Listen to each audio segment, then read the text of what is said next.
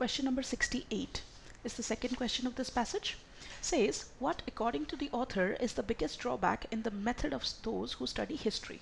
Now this is a direct question, so it must be attempted. Now let's go back to the portion where we get this answer.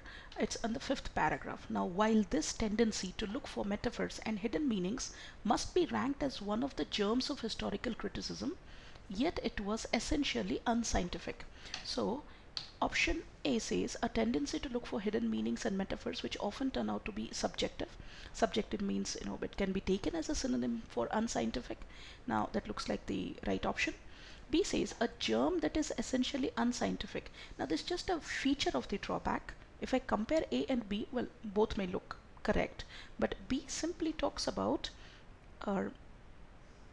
it doesn't mention the drawback. It only mentions a feature of the drawback. I mean, that's what the explanation says.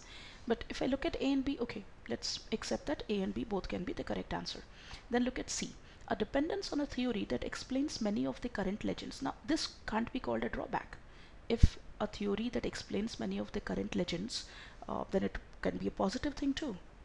If I give the full sentence, a dependence on a theory that explains many of the current legends, which in turn turns out to be unscientific, that would have been the right option. So C is vague because it's just a feature of theory or inherent characteristic of theory which is mentioned in the paragraph, but it is not mentioned as a drawback.